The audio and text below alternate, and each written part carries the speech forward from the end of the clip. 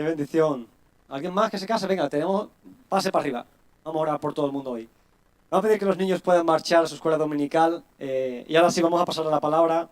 En este día quiero dar la bienvenida a todos aquellas que estáis aquí en esta mañana por primera vez, quizás. Vamos a hacerlo bien rapidito. No sé si por aquí, por mi... esta es mi derecha, sí. Por mi derecha, ¿hay alguien nuevo? Creo que no, creo que todos son de la casa, ¿verdad? No hay nadie nuevo por aquí que nos visite por primera vez. Aquí a mi izquierda, alguien nuevo que venga por primera vez a la casa del Señor. ¿Tu nombre, por favor? Lisi, que Dios te bendiga. ¿Alguien más por ahí? No, todos de la casa. Por aquí, por el centro, sí que tenemos a alguien. Allí al fondo, perdón, primeramente al fondo, ¿sí? ¿Tu nombre? ¿Qué nombre más bonito tienes? Como el mío. Dios te bendiga, Jonathan, bienvenido. Joan, Dios te bendiga, Joan, bienvenido a la casa del Señor. Y creo que nadie más, ¿no? Todos son... No, hay alguien especial.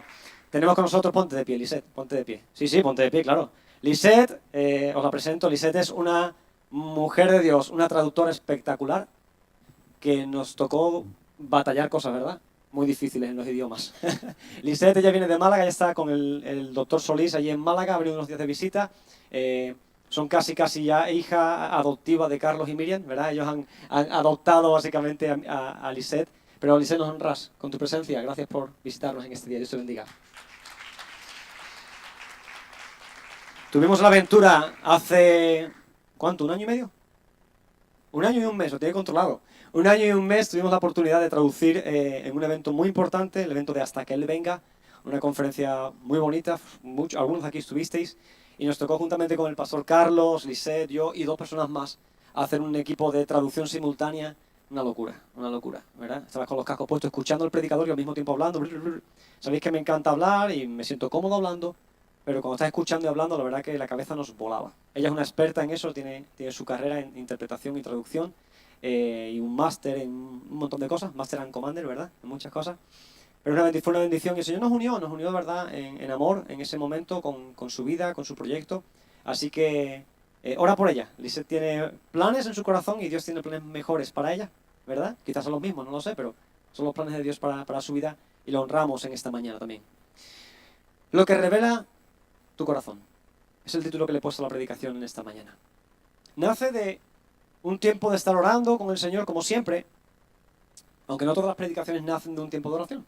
Y tú dirás, pastor, por favor, no. Se desarrollan en el tiempo de oración, pero hay veces que hay algo que te habla que no tiene por qué ser siempre fruto de estar de rodillas 2 horas orando. A veces que Dios te habla por una experiencia y entonces de ahí sacas algo que Dios tiene para tu vida y lo aplicas a una palabra o a la predicación.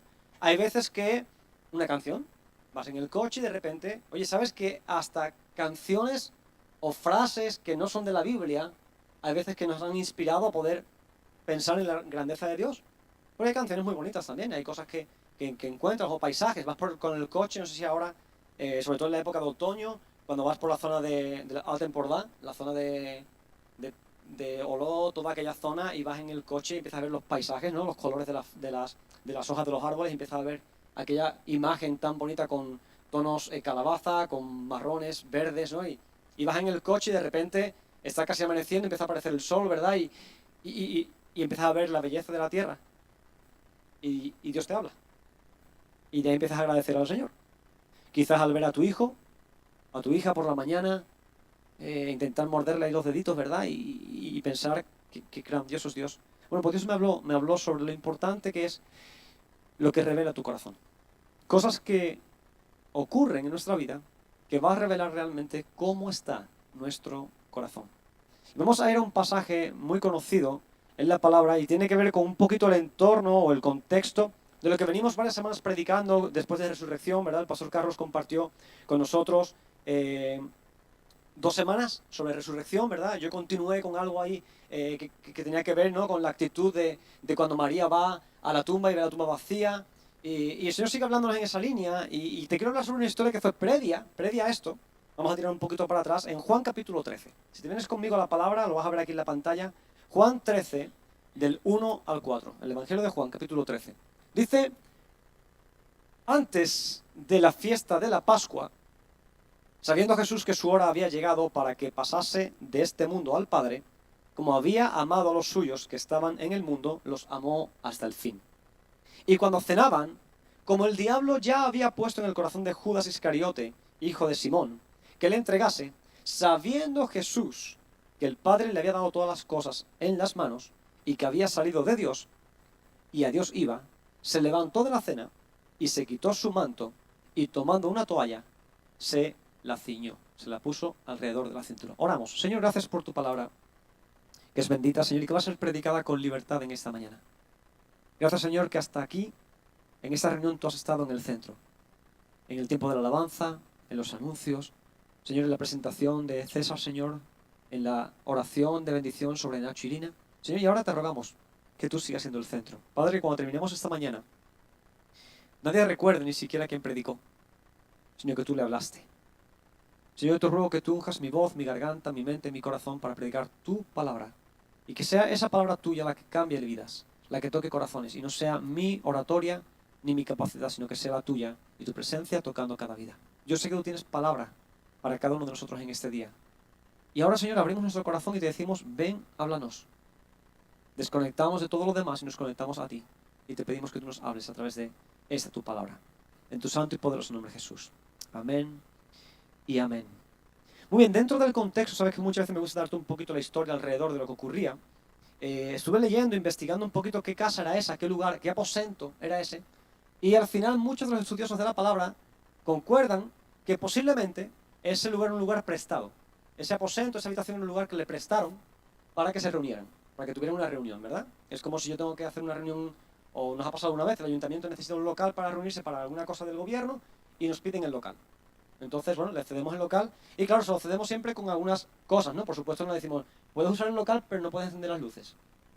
¿Verdad? Puedes usar el local pero no puedes usar los baños, ¿no? Se le cede el local pues con ciertos servicios, ¿verdad? Ciertas, sí, cositas, ¿no? Facilidades para que puedan usarlo. Pues en esta casa entendemos, y es muy interesante, porque aunque era una casa prestada, vamos a decir, vamos a creer, según el contexto, no había un equipo de siervos. La casa sí que estaba, vamos a decir, el local, el aposento, pero no había un equipo de sirvientes. Entonces me imagino, yo quiero creer dentro del contexto que ya estaban preparadas las mesas para la cena, ¿no? Que no eran mesas talmente, eran mesas bajitas, que se llamaban triclinium, que era una mesa, bueno, de una altura de aproximadamente unos 15-20 centímetros más o menos, donde los discípulos se recostaban para comer, porque no comían sentados como tú y yo comemos, en una silla, ¿verdad? Por eso Carlos nos enseñaba ese cuadro, ¿no? de Da Vinci, de la última cena, que se ve ahí todo el mundo sentado en fila. Eso es mentira, eso no funcionaba así. El pueblo judío no se sentaba así, ni participaba de la cena. Eso fue una imagen muy religiosa, pero con mucha falta de contexto teológico y bíblico, ¿vale? Pero entendemos que habían algunos utensilios, algunas cositas en ese lugar prestado, ¿no? Porque, por supuesto, aunque no habían siervos ni sirvientes, sí que había un lebrillo con agua y una toalla. Muy interesante. ¿Por qué? Porque se entendía dentro del contexto y de la práctica judía y del pueblo judío, de que cuando una persona venía a tu casa, venía al lugar de ser invitado para cenar o para comer, mínimo había que lavarse las manos, los pies, ¿verdad? Y un poquito el rostro, ¿no? Asearse un poco, ¿no? Y era función de los sirvientes o de la persona que estaba al servicio de atender y limpiar los pies de la gente que venía, ¿sí? Y te pongo en contexto porque veremos ahora, ya conoces un poco bastante la historia, de lo que ocurre. Pero es curioso porque, según entendemos también dentro del contexto de lo que hemos leído, los discípulos entraron, y yo me lo imagino, no sé, ¿habéis visto la serie de Chosen? ¿Sí? No sé si habéis visto la serie en televisión, o cualquier película que habla acerca de esto, ¿no? En los cines, en televisión, y ellos entran, yo me imagino a los discípulos entrando en plan, hey tío, ¿qué? Bien, no, sí, no sé cuánto. No estaban hablando del partido de fútbol, porque no había mucho fútbol en esa época, pero sí que estarían hablando acerca de otras cosas, ¿no? Del mercado, o de lo que Jesús había hecho, o, ¿por qué no?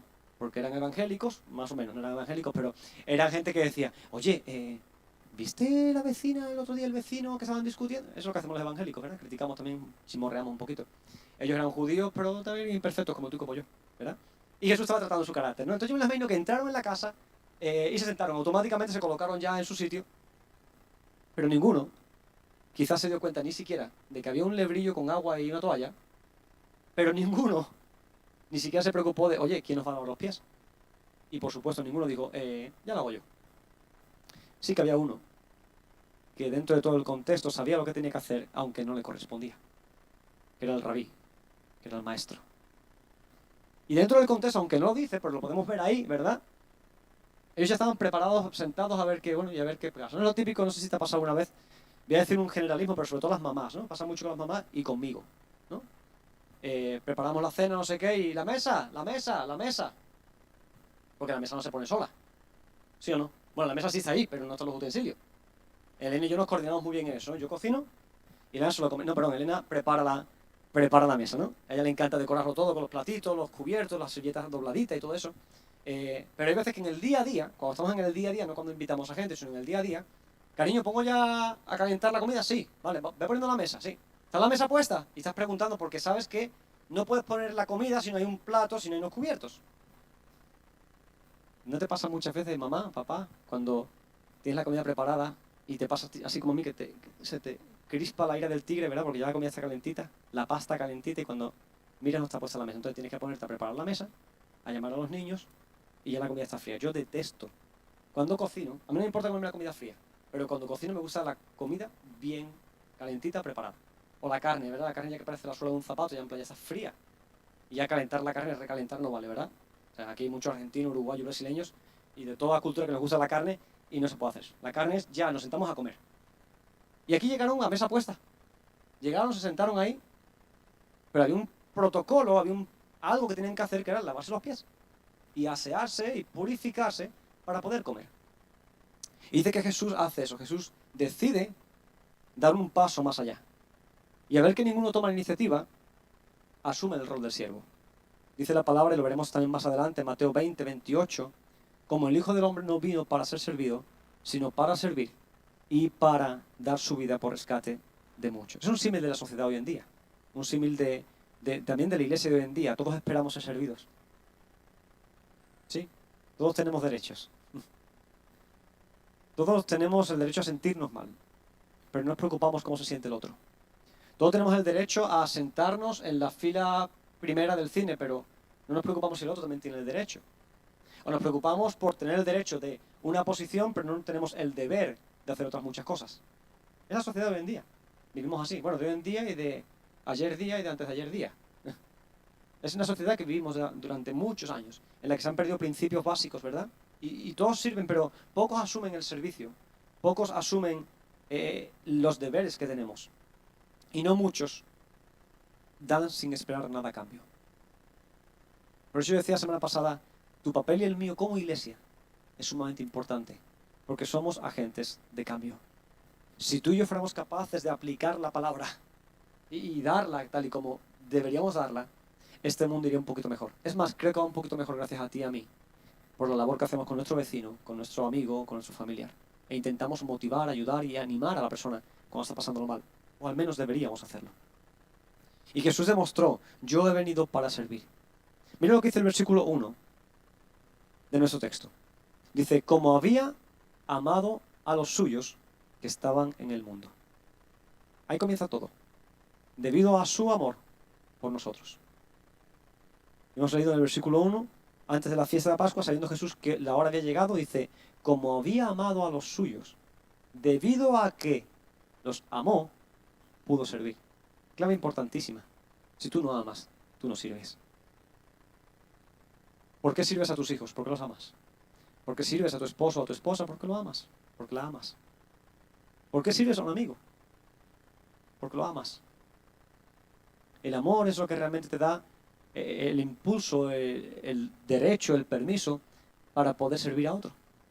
Si Jesús no hubiese amado a los discípulos, se sentaría igual, se sentaría y diría, hey, yo soy el maestro, tú y tú a limpiarme los pies. Pero dice, como los amó, como los amaba, tuvo la capacidad de servirlos. Qué hermoso eso, ¿verdad? El poder ver cómo Dios realmente es capaz de quitarse todo protocolo, que lo veremos ahora, para servir. Todo lo que hizo Jesús comienza con el amor. Y es más, todo lo que solemos hacer tú y yo tiene que nacer del amor. Cuando tú no respetas a alguien es porque no lo amas. Cuando hay más discusión que comunicación en el matrimonio es porque el amor se está apagando. Y es necesario recuperar el amor para recuperar la comunicación, el respeto, todo lo que viene juntamente con eso. Cuando tú te prefieres a ti, o yo me prefiero a mí, antes que a otro, es porque no lo amo más que a mí. Es porque me amo más a mí. Cuando hablamos acerca de dejar al hombre a su padre, a su madre, se unirá, ¿verdad? Hay un pasaje que en el enemigo nos encanta, que dice, en cuanto a honra, prefiriéndoos el uno al otro. ¿Verdad? ¿Por qué? Porque te prefiero a ti antes que a mí. ¿Por qué? Porque te amo. Porque te amo por encima de mí. Dice la palabra, ¿qué padre? ¿Qué padre?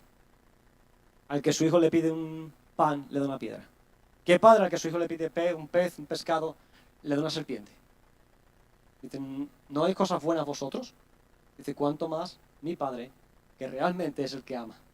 Bueno, todo lo que hacemos, los actos que hacemos, muchos de ellos deben nacer, tienen que nacer del amor, ¿verdad? Abrazamos, besamos, piropeamos.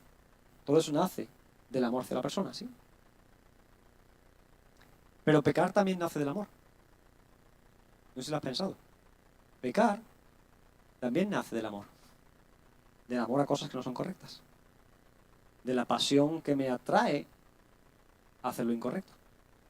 Es más, cuando tú y yo pecamos, es porque amamos más eso, o el placer momentáneo, o lo que sea, más que nuestra propia alma y más que a Dios. Porque básicamente el pecado, aunque se traduce por errar el blanco, el pecado básicamente es anteponer otra cosa antes que a Dios. Así que el pecado también nace del amor incorrecto a cosas incorrectas. Es importantísimo que entendamos que todo nace del amor hacia aquello que estamos esperando tener o conseguir, ya sea bueno o sea malo. Por supuesto, tengo que cerrar este punto diciendo esto: amemos lo bueno. Sabemos la consecuencia de amar lo bueno y hemos experimentado, y lamentablemente seguimos experimentando puntualmente, o debemos que sea puntualmente, la sensación de amar lo incorrecto. Yo ya lo dije hace unas semanas y lo he dicho muchas veces. El peor momento en mi vida, a nivel emocional, a nivel anímico, tenía que ver cuando mi amor por las cosas era mayor que mi amor por Dios. Y era un infeliz. Conocía a Dios, había conocido y había experimentado a Dios en mi vida desde que era un niño. Pero en mi juventud decidí amar otras cosas más que a Dios. Y nada de aquello que amé me llenó más que volver a los pies del Maestro. Me sentí como el hijo pródigo comiendo la comida de los cerdos, me sentí completamente sucio, que olía mal, y me sentía literalmente, me acuerdo que hasta cuando me duchaba, después de venir de una cosa incorrecta, me duchaba como intentando limpiarme el pecado, te digo en serio, me frotaba en plan, me siento sucio por aquello que he amado más que a ti. Y aquel día que entregué mi vida al Señor, que se lo compartí a Gaby hace unos días, y le dije, aquel día que entregué mi vida al Señor, yo sentí como Dios me limpió. Pero ¿sabes qué es lo que pasó en eso? Que volví a retomar el amor por Él más que por otras muchas cosas. ¿Fue fácil? No, no fue fácil.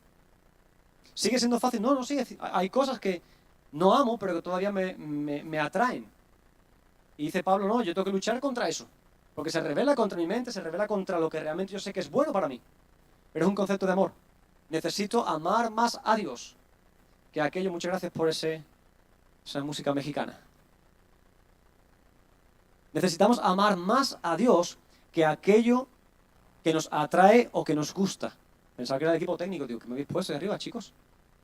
Me habéis cambiado la música, que por cierto no está la música, ¿no? La escucho muy flojita. Iglesia, vuelvo al punto, volvemos aquí, no pasa nada, eso le ocurre a cualquiera que tiene el móvil encendido. Escuchadme, es más importante amar a Dios que aquello que nos atrae. Cuando amamos a Dios durante un ratito, wow, dice el salmista, mejor es un ratito, un momentito en tu presencia, que 1000 años haciendo el tonto. Bueno, no decía así, pero sí lo digo yo. Que 1000 años haciendo cosas que no tienen sentido, son tonterías. Lo que no tiene sentido son tonterías, es hacer el tonto. Entonces mejor un ratito contigo, porque en ese ratito contigo tú purificas mi vida, tú me limpias, tú me das proyecto, propósito, y todo lo que hago que te amo, o sea, que amo más que a ti, me destruye, me hunde, y encima me provoca malas relaciones interpersonales, mal carácter, etcétera, etcétera. Pero hay algo más en ese pasaje. De ahí viene el versículo 2, dice, y cuando cenaban, dice, como el diablo ya había puesto en el corazón de Judas Iscariote, hijo de Simón, que le entregase, fíjate qué cosa curioso, dice, porque los amaba, decidió lavar sus pies. Dice, pero él ya conocía que el diablo había entrado en el corazón de Judas. Y Judas estaba ahí. En el contexto entendemos perfectamente que Judas estaba ahí. Y dice, él ya sabía que el diablo había entrado. Y ese es el problema. Que Judas le permitió entrar al diablo. Hay una promesa en la palabra, hay una declaración en la palabra, es que cuando tú y yo somos hijos de Dios, comprados y sellados por Cristo, el enemigo no tiene parte contigo. Es una autoridad que viene automáticamente cuando tú y yo le decimos a Jesús, ven a mi vida, salva mi corazón, tú eres mi Dios.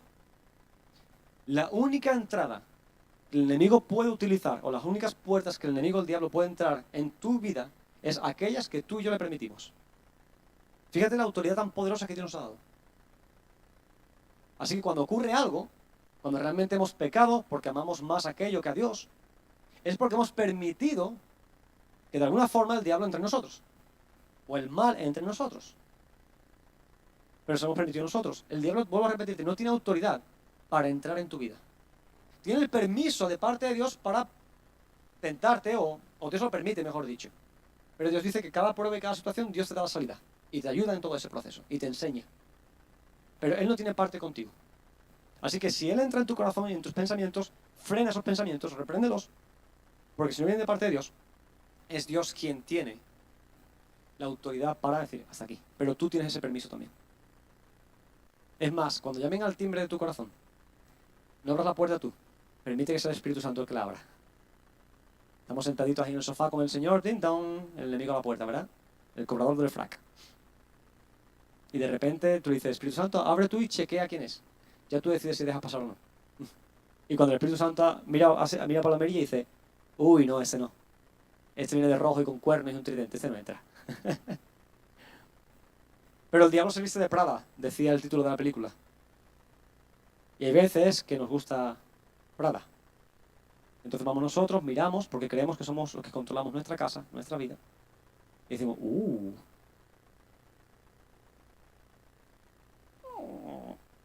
y entra. Y queremos que comparta el sofá con el Espíritu Santo. ¿Y sabe qué hace el Espíritu Santo?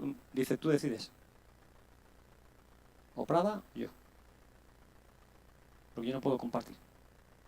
Yo soy un Dios celoso y te amo tanto que sé que esto es malo para ti. Yo no le hubiera abierto la puerta. Te puedo ayudar a echarlo si quieres. Pero es tu decisión. Y ya sabes cómo sigue la historia. O se queda o se va. Pero ¿quién tiene la decisión? Tú o yo. Y es fácil decirlo así en una pequeña metáfora. Pero ocurre cada día en tu corazón y en el mío, en tu mente y en la mía. En tus pensamientos y en los míos. En tus acciones y en las mías. Ocurre. Y tenemos que pedirle, y escucha esto, pedirle al Espíritu Santo que sea quien chequee quién viene. Permítele el control al Señor en eso. Espíritu Santo, chequea tú si eso me conviene, si no me conviene. Porque tú eres quien tienes la capacidad de hacerlo. Y dice, como Jesús sabía que había entrado, Él necesitaba hacer algo. Mira una frase que Dios me dio en estos días. El amor y los deseos mal ubicados dan como resultado el pecado. El amor y los deseos mal ubicados dan como resultado el pecado. Es así. Coloca el amor en el lugar correcto. Tus deseos, tus pasiones en el lugar correcto. Y entonces no dará luz pecado, dará luz vida. Pero cuando nuestras pasiones, nuestros corazones, nuestros deseos están en un lugar, en una ubicación incorrecta, siempre el resultado es incorrecto. No permitas eso. Judas permitió que algo entrara en su corazón, la avaricia, el deseo de lo económico quizás. Lo malo entró en su corazón, ¿verdad? Pero no lo permitas. El versículo 4 me encanta, dice, se quitó su manto. Y no voy a tener mucho tiempo para hablar de eso, tampoco me considero un experto. Pero dice, se levantó de la cena y se quitó su manto, y tomando una toalla, se la ciñó. Me puse a investigar un poquito sobre el manto de Jesús. ¿Qué manto llevaba Jesús, verdad? Hay muchos que hablan de que era un talit, que era el manto de oración, pero en realidad el talit para el pueblo judío empezó a usarse un poco más tardío, si no me equivoco, en el siglo VIII, Carlos, tú me corriges, aproximadamente cuando el talit que conocemos hoy en día empezó a usarse. Pero sí que se entiende que Jesús tenía un tipo túnica, un tipo de vestimenta externa, vamos a decir, ¿vale? Por eso la gente muchas veces confunde cuando dice que tal persona en la palabra, como el rey David estaba desnudo delante de la presencia de Dios, no es que estuviera realmente desnudo, sino que se había quitado la ropa externa y se había quedado con la ropa interior, que era, sí que es verdad que era una túnica muy finita, ¿verdad? Era como si fuera como un camisón, vamos a decir, ¿verdad? De mujer, y él se quitó la parte externa. En el caso de Jesús, la túnica que él llevaba representaba autoridad. Se cree todavía y se entiende dentro del contexto histórico y del primer siglo que la historia de la mujer tocando el borde de las vestiduras de Jesús también tiene que ver con el tipo de túnica, el tipo de prenda de vestir, el manto que él llevaba. Pero igualmente, independientemente del tipo de manto que fuera, que no fue el que le pusieron en la cruz, ¿verdad? Cuando lo vistieron para crucificarlo, no tiene nada que ver con ese sí que tiene que ver con otra cosa, pero Esto básicamente era un sentido de autoridad. Jesús era, físicamente lo podían reconocer como rabino, como maestro, porque su vestimenta era del protocolo del pueblo judío. Y todo el mundo reconocía, sobre todo en ese momento ya al final de sus días, que era un maestro, que era un rabino de la palabra. Y resulta que independientemente del tipo de manto que fuera, Jesús se lo quita. Y yo voy a hacerte dos cosas aquí. Uno, porque iba a estar más cómodo. Él iba a hacer algo que tenía que arrodillarse y agacharse, entonces era más cómodo. Si vamos en un traje de chaqueta, ¿verdad? Con el chalequillo, la corbata y la chaqueta, y tienes que agacharte para algo, lo más lógico es que te quites la chaqueta para agacharte, ¿no? Eso es lo primero. Pero también hay una simbología dentro de todo esto. Y es que él quitó todo aquello que le daba una autoridad y un reconocimiento como rabino, como sabio, y se hizo humilde. Y dice, se quitó, y lo veremos porque después se lo vuelve a poner. Se lo quitó, lo dejó a un lado, vamos a entender, y tomó algo que no era propio de tomar de un rabino. Que era una toalla, un trozo de tela, un lebrillo lleno de agua. Y sobre todo hacer algo que no le correspondía. Recuerda que el diablo ya había entrado en el corazón de Judas. Y ahora hablaremos un poquito rápido de los personajes que estaban ahí en esa historia que se destacan o que resaltan. Podemos entender esa simbología del maestro, aunque tenía toda la autoridad del padre y el reconocimiento como rabino de todos aquellos que le seguían, él decidió, quiero dejaros una lección práctica antes de marcharme. Yo he venido para servir. Y lo dice Mateo capítulo 20, versículos 25 al 27. Dice, sabéis que los gobernantes de las naciones se enseñorean de ellas, y los que son grandes ejercen sobre ellas autoridad o potestad. Dice, mas entre vosotros no será así, sino que el que quiera hacerse grande entre vosotros será vuestro servidor. Y el que quiera ser el primero entre vosotros será vuestro siervo. Me encanta porque Jesús fue una persona en su tiempo como hombre que cambió un montón los planes de la gente.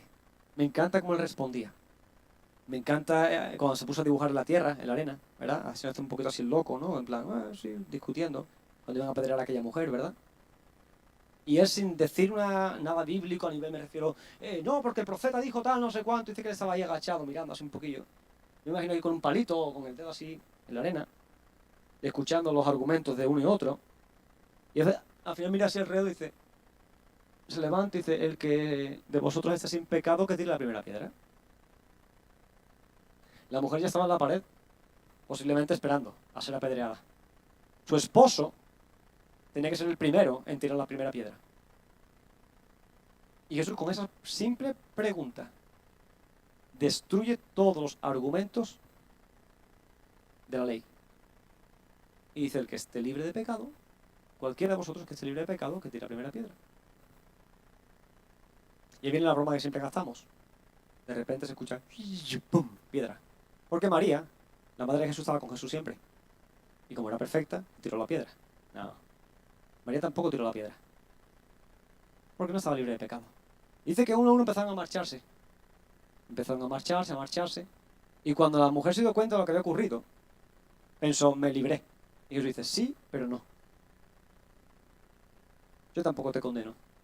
Vete y no peques más. Y Jesús respondía así. Ojo por ojo, diente por diente, ahora te digo yo que ames a tu prójimo y que ames a tu enemigo y que ores por tu enemigo. Tantas cosas que Jesús, de alguna forma, la gente pensaba que contradecía, pero reforzaba porque había más amor. Dice, entre vosotros no será así. Vosotros, si queréis ser grandes, servid. Oh, qué difícil es eso. Si queréis ser el mayor, tenéis que empezar siendo el menor.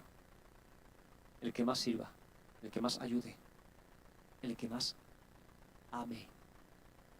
Porque servir es amar. El que más ame. El versículo 28 que leímos antes, como el Hijo del Hombre no vino para servir. Pero no vino para ser servido, sino para servir y para dar su vida.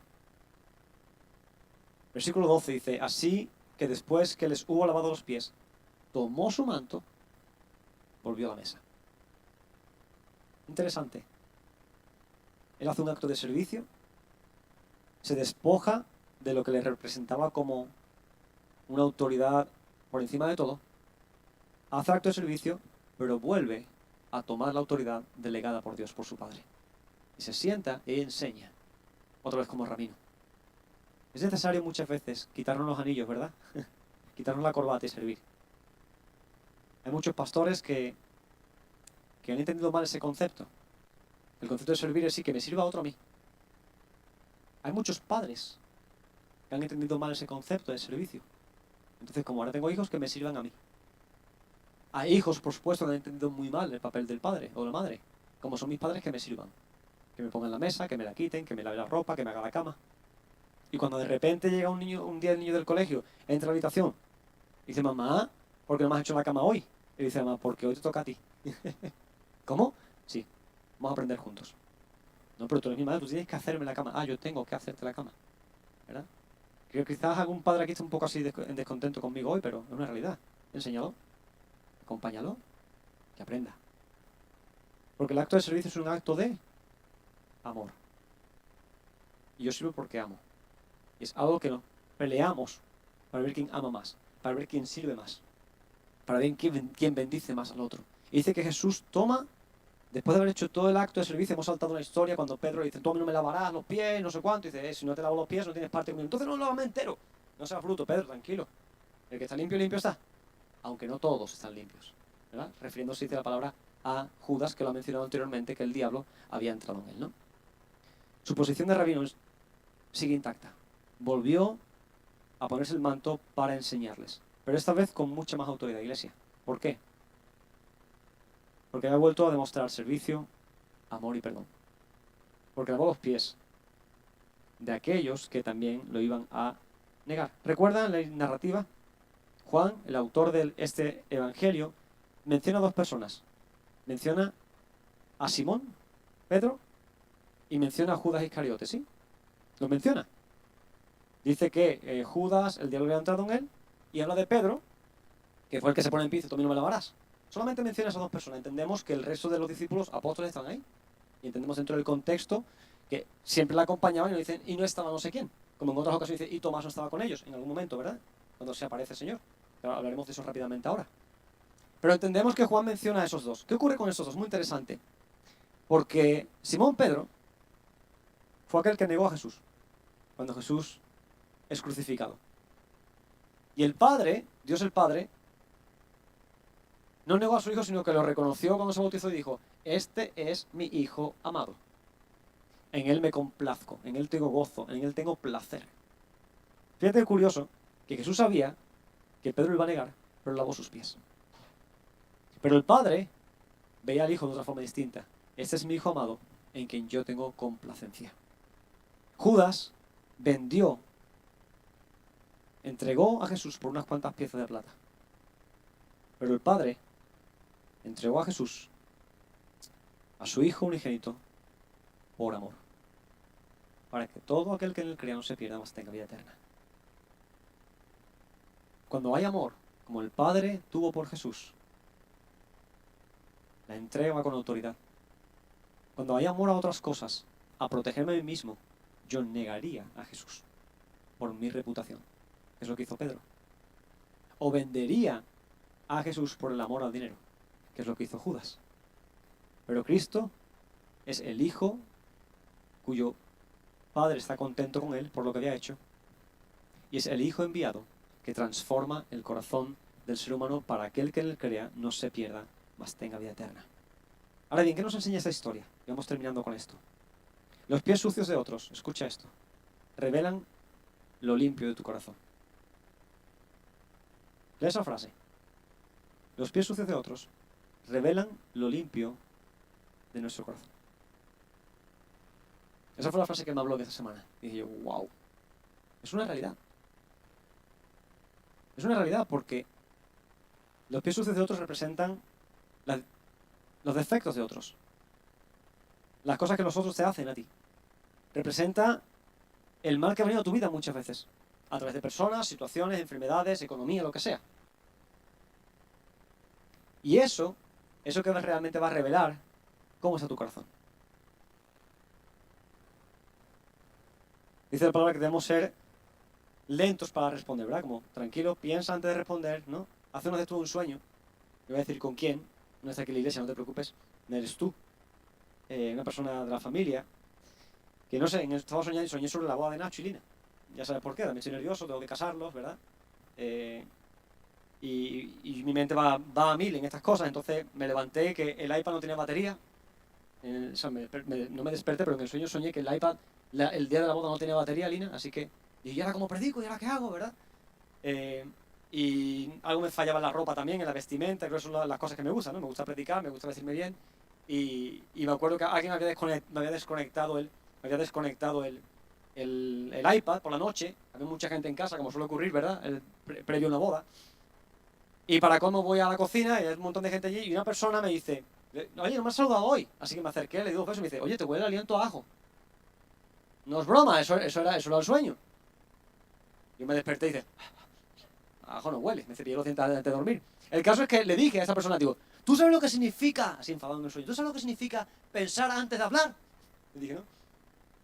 Y se lo conté a Elena, se ría Elena, digo, posiblemente es, bueno, lo que suele ocurrir, ¿no? En un ambiente familiar, previo a una boda que todo el mundo va corriendo, ¿verdad? Es un poco así, quién tiene, no sé, el rizador de pelo, quién tiene el secador, y toda la casa corriendo porque hay que ir a la boda. Pero pensaba en eso y decía, ¿cuántas veces no pensamos antes de hablar?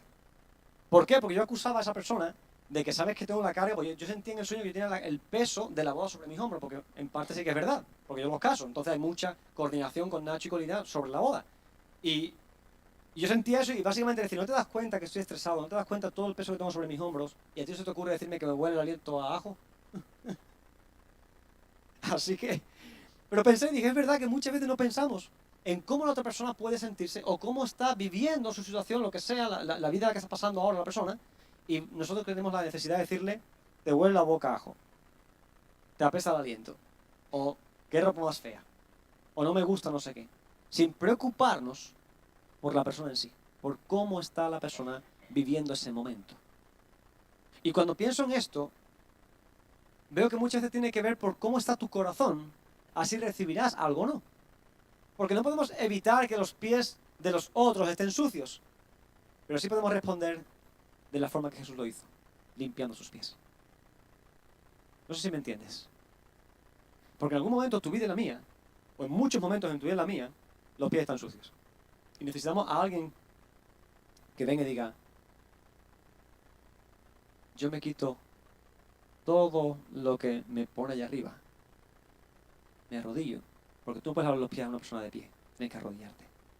Y me ensucio una vez más, posiblemente con barro. Escucha esto. Posiblemente con el polvo de todo el camino, y el agua, y el barrizal que se monta en tus manos cuando lavas los pies de una persona en aquel tiempo que caminaban descalzos básicamente. Y esa misma imagen de la creación. Jesús, junto con el Padre y el Espíritu Santo, los tres presentes en la creación, dice que Dios el Padre se arrodilla y forma barro de la tierra y crea al ser humano. Y sopla viento de vida. Y ese mismo Jesús presente en esa creación, porque la palabra habla de la Trinidad presente en la creación, decide dejar su trono de gloria, un momentito, para arrodillarse una vez más. Y con el polvo de tus pies y los míos, con tu pecado y el mío, tu suciedad y la mía, Él decide lavarnos y volver a hacerte nuevo, volver a limpiarte, a tratarte, a tratar tu corazón, porque tiene grandes planes para ti. A pesar de que tú y yo lo hemos negado en algún momento como Pedro. Porque quizás tú y yo en algún momento lo hemos vendido, como hizo Judas. O quizás, como Tomás, que también estaba ahí, hemos dudado de él y no hemos creído que él era Dios.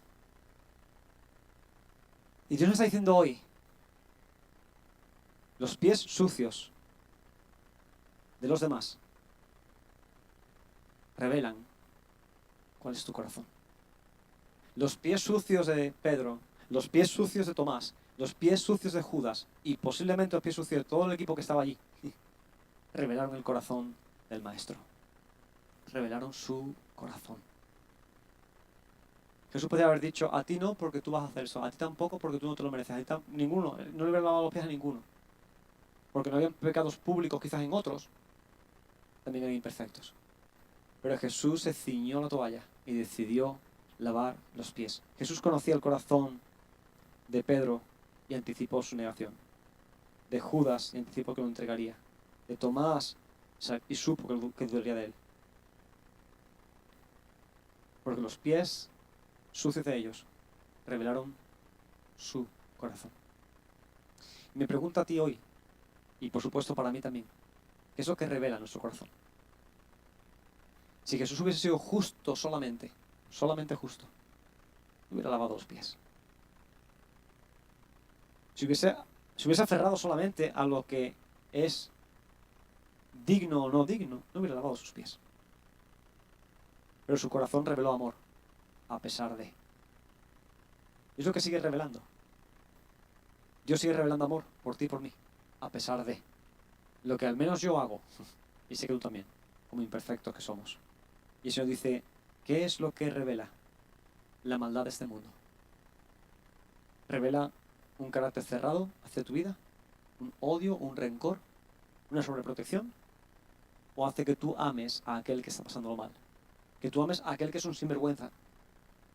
Que tú no practiques lo que él practica, que no estés de acuerdo con lo que él ha hecho, pero sigues amándolo y orando por su vida. ¿Qué es lo que revela tu corazón? ¿Qué es lo que revela tu corazón cuando tienes una discusión con tu esposo, con tu esposa, con tus hijos, con tu amigo, con tu hermano, con tu vecino? ¿Qué es lo que revela lo que hay en tu corazón?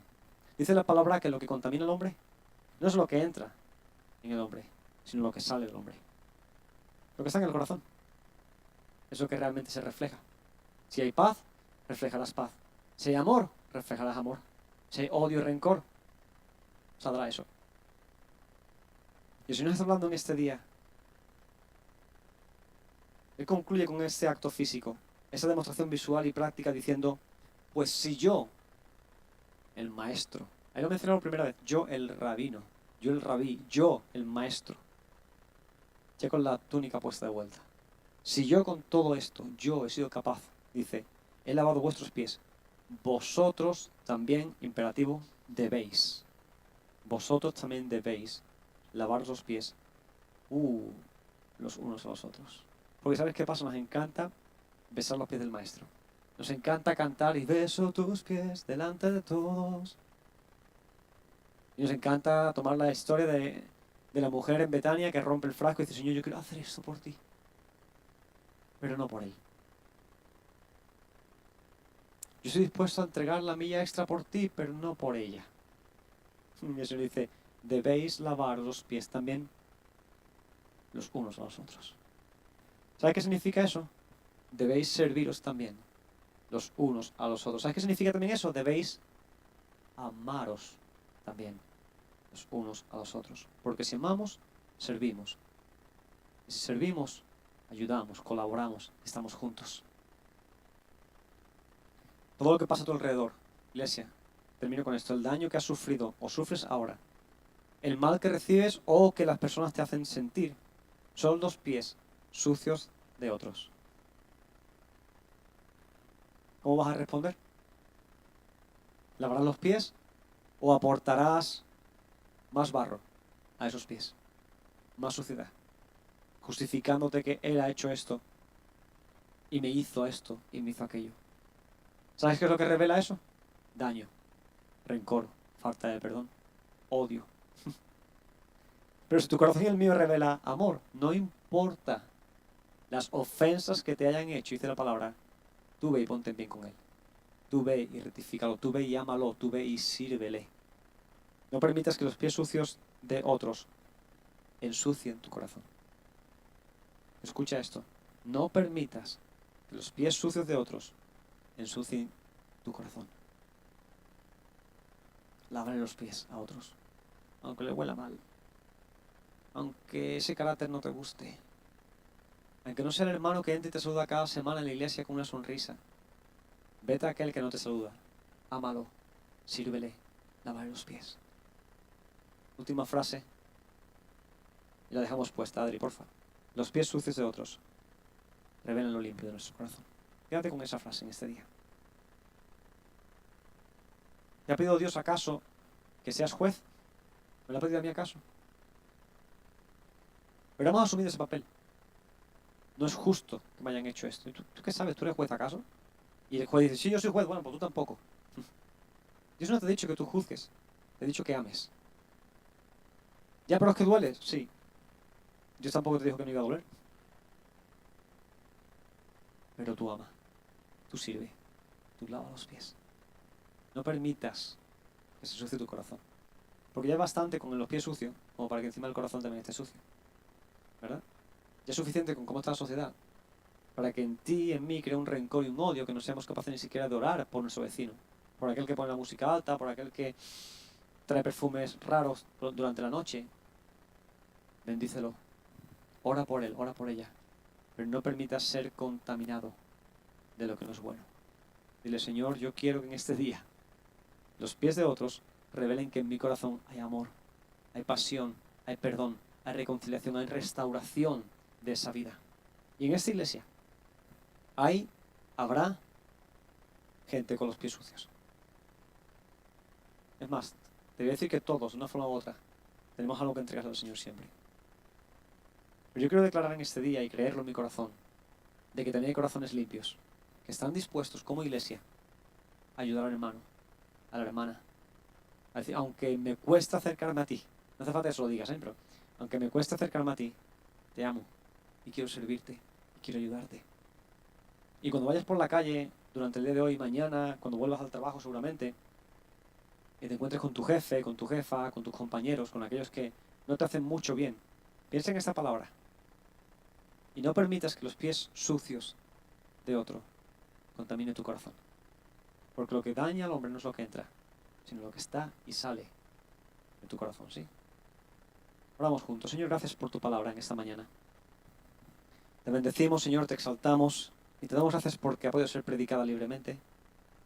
Señor, ninguno aquí estamos exentas, Señor, de tener pies sucios. Pero tú, cada día, en un carácter humilde, decides dejar tu trono y venir a limpiarnos los pies. Porque tu corazón refleja y revela amor. Señor, queremos seguir tu ejemplo.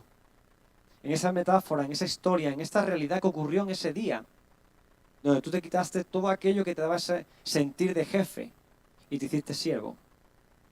Por amor a gente imperfecta. Por amor a gente que te iba a rechazar, que te iba a negar, que te iba a vender, que te iba a traicionar. Señor, yo quiero ese amor por la humanidad. Yo quiero tu amor, Señor, reflejado en esa historia, por mis vecinos, por mis amigos, por aquellos que me hacen mal. Yo quiero, Señor, que mi corazón refleje amor como el tuyo. Y te pido, Señor, que cada vez que venga ahora gente, a partir de ahora en mi vida, con pies sucios, con palabras malas, Señor, con malas intenciones, mi corazón refleje amor. Restauración, perdón, reconciliación, restauración sobre su vida, sobre sus emociones. Y que tú me hagas un agente de cambio en medio de esa sociedad. Porque mi corazón está lleno de ti. Y es lo único que puede servir porque tú estás ahí dentro. Te damos gracias, Señor, por tu palabra. Yo te pido que tú bendigas a tu iglesia, a cada persona que está en esa sala, a aquellos que han visto y escuchan la predicación por las redes sociales. Yo te ruego que tú bendigas sus vidas, donde quiera que estén, donde quiera que vayan a escuchar la predicación en los próximos días, y que tu palabra llegue a cada rincón y a cada corazón de cada oyente. Te pedimos, Señor, que tú nos bendigas, nos guardes con bien donde quiera que vayamos ahora, y hasta la próxima reunión, Señor, tú sigas guardándonos, protegiéndonos y sobre todo recordándonos tu palabra. Señor, que los pies sucios de otros revelen nuestro amor por ellos. Te damos gracias en tu santo y poderoso nombre, Jesús. Amén y amén. Iglesia, que Dios te bendiga grandemente. Nos vemos Dios mediante el próximo domingo, la próxima semana. El miércoles tenemos oración, no te quedes fuera. El martes por Zoom y el domingo a las 8 estaremos aquí para disfrutar. Mañana discipulado a las 7 de la tarde. Vente, venga a disfrutar del discipulado. Que Dios te guarde, que Dios te bendiga, que tengas una hermosa y buena semana. Bendiciones.